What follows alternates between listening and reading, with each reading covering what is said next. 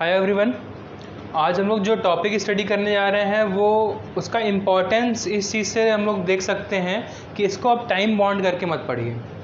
जैसे कि आप ये नहीं कह सकते कि मुझे इस टॉपिक में इतना टाइम में इसको कवर करना है, ऐसा प्लीज़ मत करिएगा। इससे ही इस टॉपिक का इम्पोर्टेंस पता चलता है। ये टॉपिक ऐसा है, इससे मैं गारंटी दे कह सकता हूँ कि 95% चांसेस हैं इस टॉपिक से एक क्वेश्चन तो आएगा ही मिनिमम। तो जब इतनी हाई चांसेस हों तो उसको टाइम ना दिया जाए, ऐसा पॉसिबल नहीं है। अगर एक हफ्ते भी आप इसमें टाइम देंगे, इतने सारे क्वेश्चंस हैं, इतना सारा मटेरियल मिल जाएगा आपको, इतने स्टडी मटेरियल, इतना कॉन्सेप्ट, इतना चीज़ें और क्वेश्चंस भी। तो क्वेश्चन सॉल्व करने के लिए इसमें बहुत चीज़ें हैं, इसलिए आप लोग इसको ध्यान रखिए और फिर उसके बाद आप लोग इसमें आगे कंटिन्यू करिए।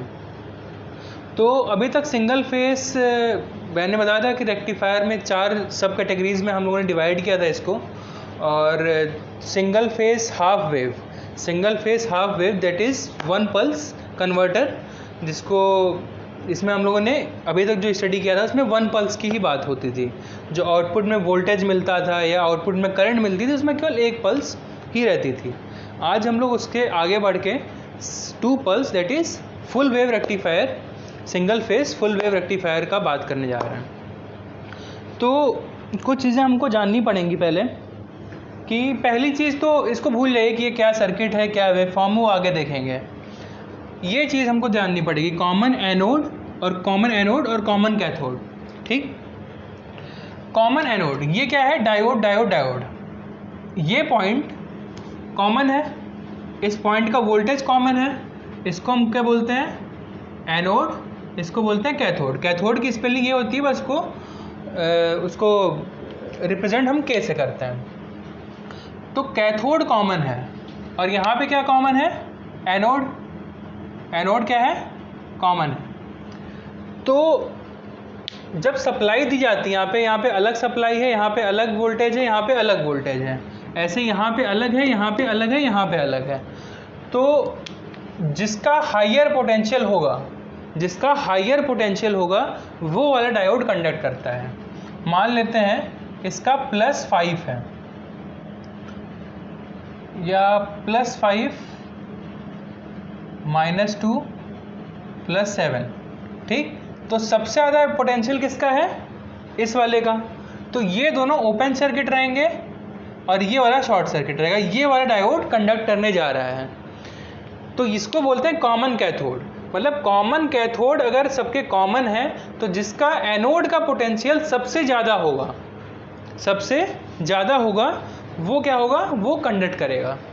सपोज अगर ये सब माइनस होते हैं, तो सबसे हाईयर पोटेंशियल कौन सा है? ये वाला, तो सेकंड वाला कंडक्ट करता है। ऐसे यहाँ पे -5 -2 -8। ठीक, यहाँ पे जस्ट उल्टा हो जाता है। यहाँ पे जस्ट उल्टा है, जिसका कैथोड का पोटेंशियल सबसे कम होगा वो वाला डायोड कंडक्ट करेगा। तो यहाँ पे कौन सा डायोड कंडक्ट करेगा? थर्ड वाला। ठीक, तो ये है common cathode common anode configuration.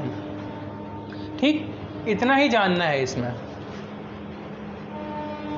अब इसको हम लोग अप्लाई करेंगे अपने single phase full wave rectifier में। Single phase full wave rectifier में पहली चीज़ कि हमने सप्लाई दी। ठीक, सप्लाई दी तो पहले मान लेते हैं इस वेव की बात की, ये सप्लाई है। ठीक, ये है सप्लाई वोल्टेज, ये सप्लाई वोल्टेज है। तो पहले जब इसको मान लेते हैं ये पॉजिटिव है, ये नेगेटिव है। ठीक, ये यहाँ पे हम लोग हैं इस टाइम पे, और ये वाला पोटेंशियल क्या है? पॉजिटिव, और ये वाला पोटेंशियल है नेगेटिव। जस्ट ये पॉजिटिव, ये नेगेटिव, तो ये पॉजिटिव हो गया, ये नेगेटिव हो गया। ठीक, तो देखते हैं ये क्या हो गया? ये हो गया पॉजिटिव, और ये क्या हो गया? ये हो गया नेगेटिव। ठीक है, अब इन दोनों थायरिस्टर्स की बात की जाए, अगर इन दोनों थायरिस्टर्स की बात की जाए तो ये दोनों किस मोड में है?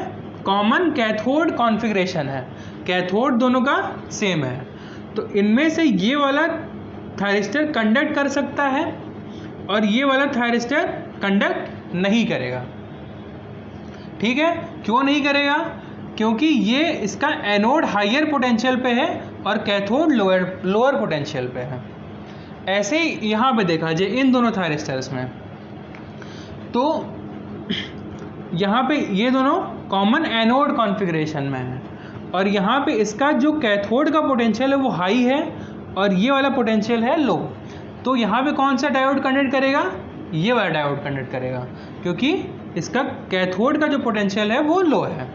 तो जब पॉजिटिव साइकिल होगी तो ये वाला थायरिस्टर कंडक्ट करेगा और ये वाला थायरिस्टर कंडक्ट कर सकता है। मैं बोल रहा हूँ कर सकता है, क्योंकि यहाँ पे डायोड था, यहाँ पे डायोड था, तो डायोड को फ़र्क नहीं पड़ता कि वो अपना अनकंट्रोल्ड है, ठीक। वो तो जैसे पॉजिटिव हुआ वो तुरंत कंडक्ट करना शुरू कर देगा। लेकिन यहाँ पे मैं बोल रहा हूँ कर सकता है। कर सकता है इसलिए क्योंकि तब तक नहीं करेगा जब तक हम इसको पल्स नहीं देंगे। अगर हम बात करें कि पॉजिटिव हाफ साइकिल में इन दोनों और इन दोनों में से ये वाला डायोड कंडक्ट कर सकता है, और पॉजिटिव वेव में इन दोनों और इन दोनों में से ये वाला डायोड कंडक्ट कर सकता है। फिर जब नेगेटिव वेव स्टार्ट होगी, ठीक, जब नेगेटिव वेव स्टार्ट होगी तो क्या होगा? ये हो जाएगा नेगेटिव, ये हो जाएगा पॉजिटिव। तो ये दोनों अगेन कॉमन कैथोड कॉन्फ़िगरेशन और ये वाला पोटेंशियल अब हाई हो गया, तो ये वाला डायोड कंडक्ट कर सकता है। सिमिलर वे में ये दोनों कॉमन एनोड में है और ये वाला अब नेगेटिव हो गया, ठीक, मतलब ये वाला डायोड कंडक्ट कर सकता है। तो इसमें हम लोग को ध्यान ये देना है कि पॉजिटिव वेव में ये दोनों कंडक्ट कर सकते हैं और नेगेटिव वेव में ये दोनों कंडक्ट कर सकते हैं, ठीक। तो पहला लोड, अब देखते हैं कि वोल्टेज का वेवफॉर्म बनेगा कैसे। पहले देखते हैं आर लोड। आर लोड, ठीक। अब आर लोड है अगर, तो ये चीज़ पहले कंफर्म कर लेते हैं कि सप्लाई से पावर ट्रांसफ़र होगा लोड की तरफ। कभी भी लोड पावर ट्रांसफ़र सप्लाई को नहीं करेगा, पहली चीज़, अगर प्योर आर लोड है तो सिंपल सी बात है। आउटपुट वोल्टेज प्लॉट करते हैं ज़रा। आउटपुट वोल्टेज, तो 0 से अल्फ़ा पे हमने क्या किया, पॉजिटिव साइकिल में ये दोनों कंडक्ट कर सकते हैं, तो अल्फ़ा पे हमने T1 और T2 को ऑन कर दिया। अल्फ़ा पे T1 और T2 को साथ में पल्स दे दिया, तो ये क्या हुआ, ये क्या था, पॉजिटिव था, ये नेगेटिव था, ठीक। तो ये पॉजिटिव जस्ट यही सप्लाई कहाँ पे आ गई, लोड पे आ गई, तो ये पॉजिटिव हो गया, ये जस्ट सप्लाई आ गई लोड पे, ये कहाँ पे आ गया, पाई, जस्ट ये पाई पे हो गया। अब देखते हैं, अब जैसे ही नेगेटिव होगा, नेगेटिव जैसे ही सप्लाई होगी, जैसे ही सप्लाई क्या हुई, नेगेटिव, ये नेगेटिव हो गया, ये पॉजिटिव हो गया। अब तुरंत क्या होगा, यहाँ से सप्लाई, यहाँ से कोई करंट तो आएगी नहीं, और वोल्टेज क्या हो गया, नेगेटिव पॉजिटिव हो गया, जस्ट अपोजिट हो गया, ठीक। तो इस केस में ये दोनों कंडक्ट कर सकते हैं, नेगेटिव साइकिल में ये दोनों थायरिस्टर कंडक्ट कर सकते हैं, लेकिन करेंगे नहीं क्योंकि यहाँ पे हमने कोई पल्स नहीं दी है। तो अल्फ़ा से लेके पाई प्लस अल्फ़ा तक कोई भी कंडक्शन नहीं होगा, कोई भी कंडक्शन नहीं होगा क्योंकि हमने इन दोनों को पल्स नहीं दी है। फिर उसके बाद क्या होगा कि कंडक्शन हमने T3 और T4 को पल्स दे दी, तो इस तरीके से आउटपुट वोल्टेज बन जाएगा, ठीक।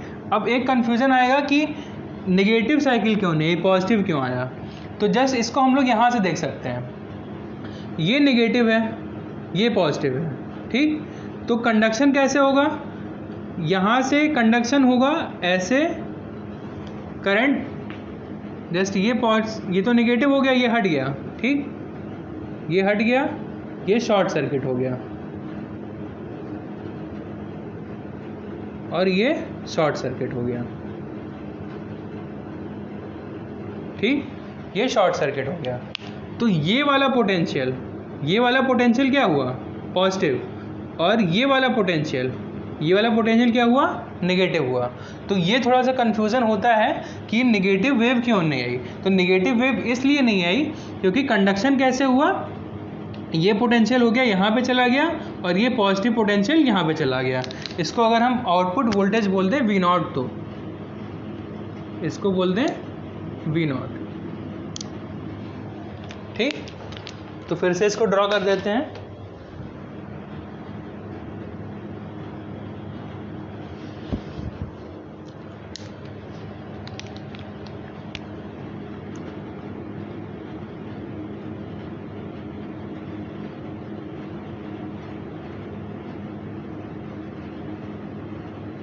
ठीक, तो पहले साइकिल में कैसे कंडक्शन हुआ, पहले साइकिल में जब ये पॉजिटिव था और ये नेगेटिव था तो कंडक्शन ऐसे हुआ, यहाँ से करंट यहाँ गई, यहाँ से लोड में, लोड से ये, और फिर सोर्स में।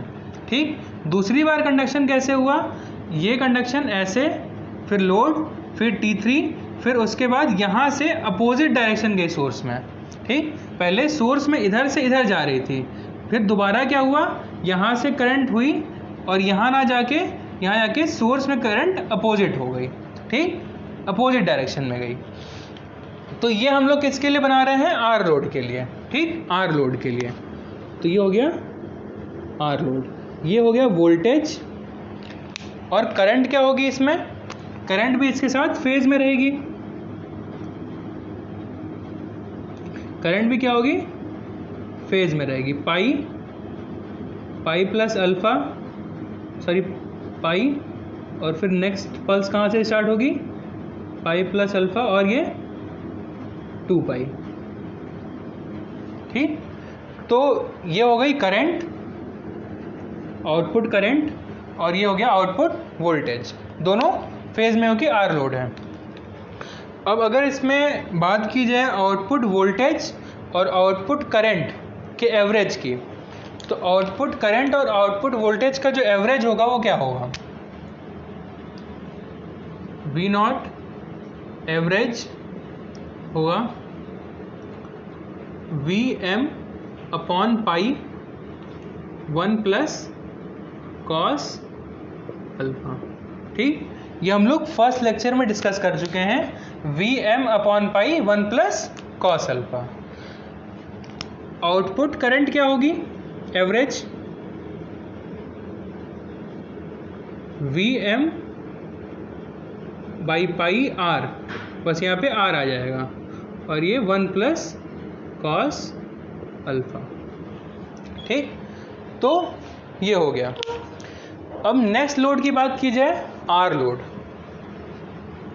सॉरी आर लोड हो गया, एल लोड और R L E load. Next load हो गया आर एल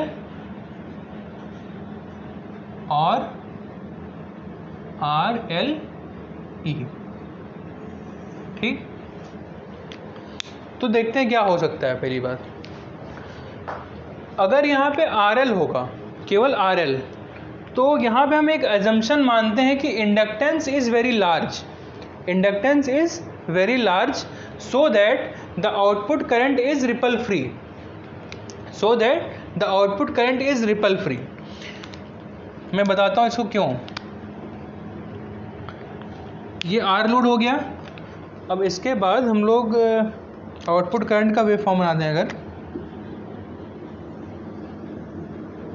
आउटपुट करंट हम कांस्टेंट मानते हैं, I0। ठीक, आउटपुट करंट क्या है, कांस्टेंट है। किस केस में, आर एल और आर एल ई लोड में। ठीक, मतलब इंडक्टेंस इतना ज़्यादा है, इंडक्टेंस इतना ज़्यादा है कि करंट इंक्रीज और डिक्रीज हो ही नहीं रही है, करंट कांस्टेंट है। ठीक, ऐसा क्यों मानते हैं और इसका फ़ायदा क्या मिलता है वो हम लोग बाद में देखेंगे। एक्चुअली अगर इंडक्टेंस अगर कम रहेगा तो जब तक पॉजिटिव, जब तक ये चार्ज होगा तब तक इसकी करंट बढ़ेगी, आउटपुट करंट बढ़ेगी, और जब डिस्चार्ज होगा तो करंट घटेगी। तो ऐसे इंक्रीजिंग फिर डिक्रीजिंग करंट को स्टडी करना और उससे क्वेश्चंस फ्रेम करना थोड़े डिफ़िकल्ट हो जाते हैं अगर फोरियर सीरीज़ की बात की जाए तो। ठीक, इसके बाद हम लोग फोरियर सीरीज़ देखेंगे, तो उससे क्वेश्चन नहीं फ्रेम हो सकते। इसलिए हम लोग आउटपुट करंट को रिपल फ्री मान लेते हैं और कांस्टेंट मान लेते हैं अगर RL और RLE लोड है तो। ठीक, तो मान लिया कि यहाँ पे RL या RLE लोड लगा हुआ है। ठीक, तो आउटपुट वोल्टेज का वेवफॉर्म अगर बनाया जाए तो कैसा बनेगा? आउटपुट वोल्टेज का वेवफॉर्म कैसे बनेगा? मान लेते हैं कि हमने अल्फ़ा पे इन दोनों को और इन दोनों को ट्रिगर किया, T1 और T2 को हमने अल्फ़ा पे ट्रिगर किया, तो करंट का फ्लो कैसे हुआ? T1 से लोड, फिर T2 से फिर सोर्स। ठीक, T1 से लोड, लोड से T2, T2 से सोर्स। तो ये पूरी वेवफॉर्म कहाँ आ गई? और आउटपुट में आ गई। तो अल्फ़ा पे ये वेवफॉर्म पाई तक ये आई। लेकिन अब लास्ट केस में क्या था? लास्ट केस में आउटपुट से कोई पावर सोर्स में नहीं जा रही थी, लेकिन यहाँ पे ऐसा नहीं है। यहाँ पे आउटपुट वोल्टेज को हमने कांस्टेंट आउटपुट करंट को हमने कांस्टेंट मान लिया है। ठीक, मतलब यहाँ पे तो कांस्टेंट करंट है, यहाँ पे कांस्टेंट करंट है, तो ये करंट डिके तो होगी नहीं। ऐसा तो है नहीं कि ये वाली करंट ये पाई पे हो गया तो करंट ख़त्म हो गई। करंट तो यहाँ पे है और वो इसी से आगे डिसिपेट होगी। क्यों? क्योंकि नेगेटिव साइकिल में T3 और T4 कंडक्ट कर सकता है, लेकिन कंडक्ट नहीं करेगा क्योंकि यहाँ पे गेट पल्स हमने अभी हमने इसको नहीं दी है। अभी हमने गेट पल्स इसको नहीं दी है, तो ये दोनों कंडक्ट नहीं कर सकते अभी। लेकिन ये दोनों, यहाँ पे करंट तो है। लास्ट केस में R लोड में क्या हुआ था? यहाँ पे करंट ख़त्म हो गई थी, ज़ीरो हो गई थी करंट, तो वो करंट अब यहाँ पे है, लेकिन क्योंकि इंडक्टर का केस है तो यहाँ पे कांस्टेंट करंट फ्लो हो रही है, तो अब करंट यहीं से फ्लो होगी। ठीक, तो जो वोल्टेज का वेवफॉर्म सप्लाई वोल्टेज था वो यही सेम वोल्टेज का वेवफॉर्म आगे कंटिन्यू रहेगा। फिर से बता रहा हूँ, क्योंकि यहाँ पे आउटपुट करंट कांस्टेंट है। लास्ट केस में यहाँ पे करंट ज़ीरो हो गई थी पाई के बाद, यहाँ पे आउटपुट करंट इस बार है और इन दोनों को अभी हमने ट्रिगर नहीं किया है। तो कंडक्शन कहाँ से होगा?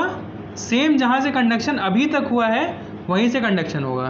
दैट इज़ T1 से लोड, लोड से T2, फिर T2 से सोर्स।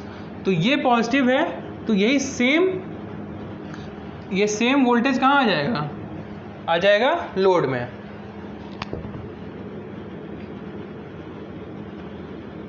तो जब तक हम इसको ट्रिगर नहीं करेंगे, अगली बार इसको हम ट्रिगर कब कहाँ पे कर रहे हैं? पाई प्लस अल्फ़ा पे। दूसरी बार हम T3 और T4 को ट्रिगर कहाँ कर रहे हैं? पाई प्लस अल्फ़ा पे। तो पाई प्लस अल्फ़ा तक सेम यही जो सप्लाई वोल्टेज था वही सेम ग्राफ यहाँ पे मिलेगा। ठीक, सप्लाई वोल्टेज का सेम ग्राफ यहाँ पे मिलने वाला है। जैसे ही हम इसको ट्रिगर करेंगे, जो आउटपुट करंट कांस्टेंट है वो यहाँ से ना जाके यहाँ से जानी शुरू हो जाएगी। तो यहाँ से जाएगी ऐसे T3 से सोर्स के बाद T4 और फिर ये। ठीक, तो नेगेटिव साइकिल में ये प्लस था, ये माइनस था। ठीक, तो अब करंट का फ्लो कैसे होगा? कांस्टेंट करंट है, यहाँ से फिर T3, फिर सोर्स, फिर T4। ठीक, तो ये हो गया 2 पाई, और फिर इसके बाद कंडक्शन होगा तो उसको हम एक साइकिल में कन्वर्ट करने के लिए यही बता दे रहे हैं। तो फिर से कांस्टेंट करंट थी और यहाँ पे कौन कंडक्ट किया? T1 और T2। यहाँ पे कौन कंडक्ट किया? T1 और T2। यहाँ पे T3, T4 और यहाँ पे T3, T4। ठीक, तो ये हो गया आर एल ई लोड के, आर एल या आर एल ई लोड के केस में ये वाली वेवफॉर्म आउटपुट वोल्टेज की रहेगी। करंट तो वेवफॉर्म हम बना ही चुके हैं पहले ही, तो ये कौन सा वोल्टेज हो गया, आउटपुट वोल्टेज। अब यहाँ पे अगर आर एल लोड है, अगर आर एल लोड है तो एवरेज करंट क्या होगी,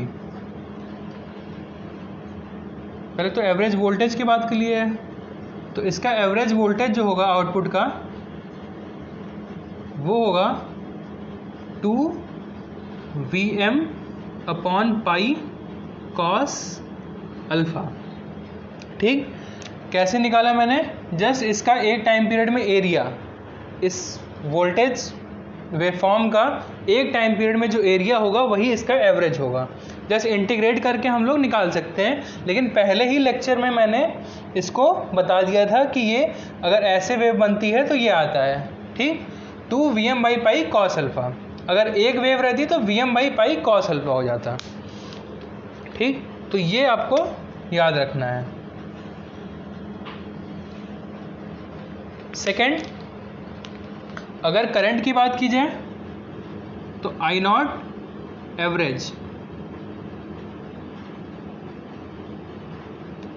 तो ये कुछ नहीं 2Vm/पाई आर cos अल्फा हो जाएगा। ठीक, cos अल्फा। आर एल ई के केस में क्या होगा,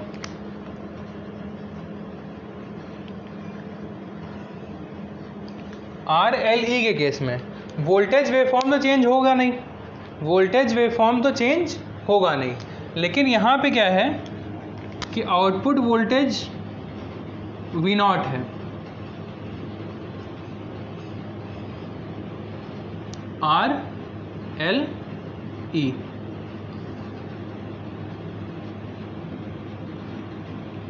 एवरेज करंट निकालनी है हमको। ठीक, एवरेज करंट हमको निकालनी है, तो हमको पता है कि इसके अक्रॉस एवरेज वोल्टेज जो होगा इंडक्टर के अक्रॉस वो ज़ीरो होगा। ठीक, इसके अक्रॉस एवरेज वोल्टेज ज़ीरो होगा, तो ये voltage minus E upon R, ये voltage minus E upon R क्या होगा, एवरेज करंट होगा। तो इस केस में जो एवरेज करंट आएगा आई नॉट एवरेज, वो कितना होगा, V not average minus E/R। इसको और हम लोग लिख सकते हैं 2Vm/पाई cos अल्फा माइनस E/R। ठीक, माइनस E/R।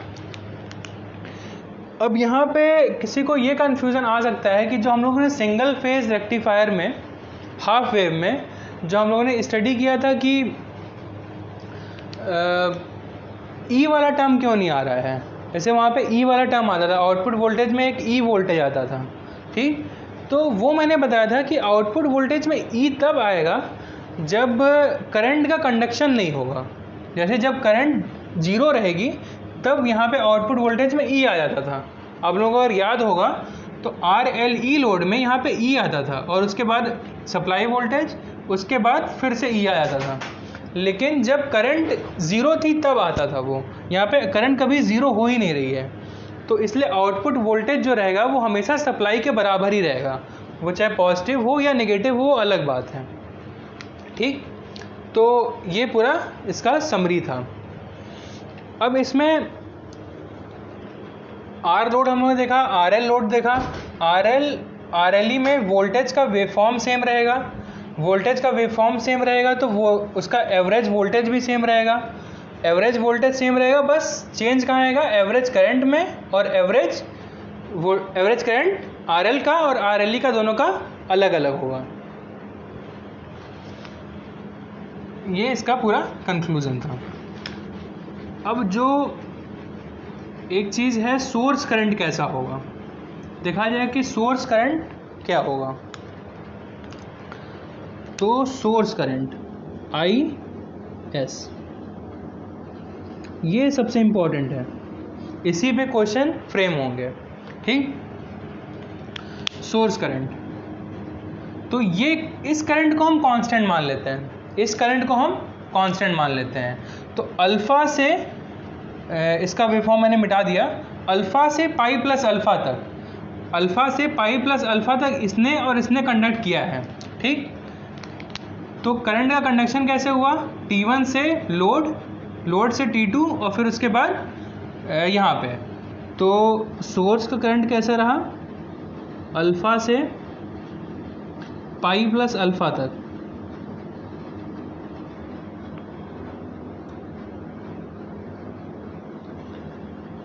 क्या रहा, I0 रहा।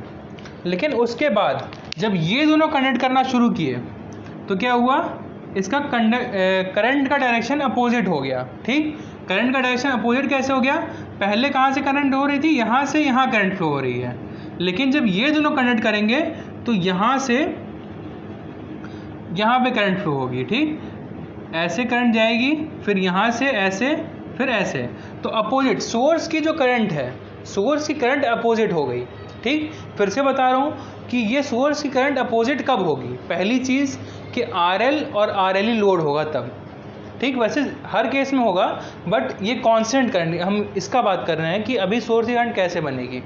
ठीक, तो सोर्स की करंट अगर कांस्टेंट है तो अल्फ़ा से लेके पाई प्लस अल्फ़ा तक, अल्फ़ा से पाई प्लस अल्फ़ा तक क्या रहा, I0 रहा, और उसके बाद सोर्स की करंट अपोजिट हो गई। तो पाई प्लस अल्फ़ा से और 2 पाई प्लस अल्फ़ा तक होगा, लेकिन उसको एक ही टाइम पीरियड में लिखने के लिए मैं इसको इधर लिख दे रहा हूँ, ये हो जाएगा माइनस I0। ठीक, थायरिस्टर की करंट अगर लिखा जाए, थायरिस्टर की करंट T1 या T2। ठीक, T1 या T2,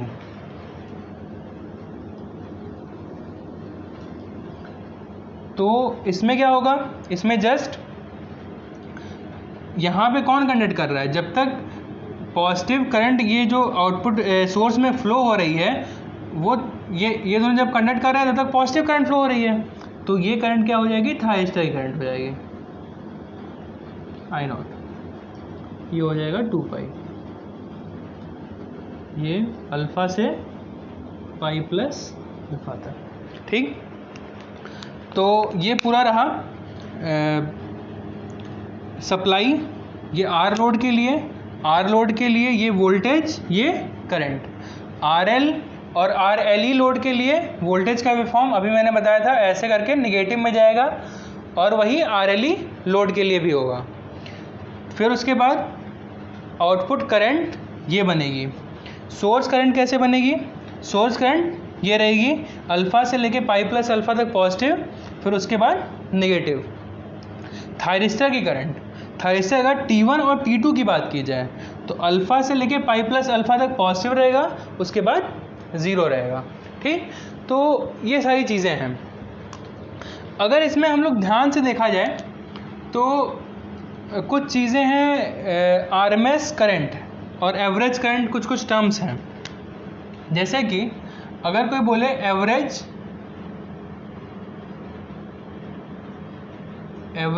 करंट ऑफ आउटपुट, ठीक, of output, average current of output, तो कितना होगा, I0 होगा। ये एवरेज करंट, आउटपुट करंट कितनी है, I0 है, कांस्टेंट है, इसका एवरेज कितना होगा, I0 ही होगा। फिर RMS आउटपुट करंट, तो कांस्टेंट का RMS भी कितना होगा, I0 ही होगा। ठीक, average current of source, average current of source, ठीक, एवरेज करंट ऑफ सोर्स। तो सोर्स का एवरेज करंट क्या होगा, ये सोर्स है, जितना पॉजिटिव में एरिया है उतना ही नेगेटिव में एरिया है, तो एवरेज कितना हो गया इसका, 0 हो गया। RMS current of source, RMS current of source, तो आरएमएस निकालना है। आरएमएस के लिए हमको प्राइमरी क्या पता है, नेगेटिव वाला टर्म पॉजिटिव हो जाता है क्योंकि उसका स्क्वायर किया जाता है, तो ये नेगेटिव वाला स्क्वायर होगा, तो स्क्वायर होगा तो पॉजिटिव बन जाएगा, फिर उसका रूट कर देंगे तो वो फिर से वही सेम क्वांटिटी बन जाएगी। तो इसका ये नेगेटिव होने से कोई मतलब नहीं है, जस्ट ये पॉजिटिव ही रहेगा, ठीक, कांस्टेंट की तरह ही बिहेव करेगा, क्योंकि ये नेगेटिव वाला टर्म पॉजिटिव बन जाएगा क्योंकि स्क्वायर करेंगे तो आरएमएस क्या हो जाएगा सोर्स करंट का, I0 हो जाएगा। फिर थायरिस्टर के बाद किया जाए तो एवरेज करंट ऑफ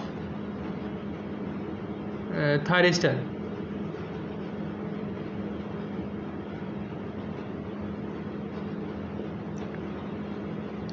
और आरएमएस करंट ऑफ थायरिस्टर, ठीक। ये सारे बहुत इंपॉर्टेंट पॉइंट्स हैं, यही सारे पॉइंट्स क्वेश्चन में पूछे जा सकते हैं, ठीक। क्वेश्चन कैसे आएगा, क्वेश्चन ऐसे दिया रहेगा और वोल्टेज पूरा सप्लाई दी रहेगी और उससे क्या निकालना रहेगा हमको, आउटपुट वोल्टेज आ जाएगा, आउटपुट वोल्टेज आ जाएगा, डिवाइड बाई आर कर देंगे, आउटपुट करंट आ जाएगा, और आउटपुट करंट के बाद क्या क्या चीज़ें हमसे पूछी जा सकती हैं।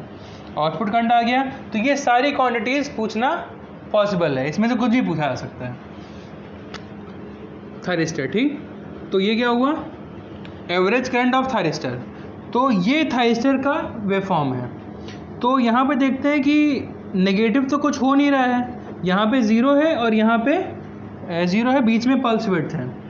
तो फर्स्ट लेक्चर में मैंने बताया था ऐसे चीज़ों का आरएमएस एवरेज कैसे निकालते हैं, pulse width divided by total time period.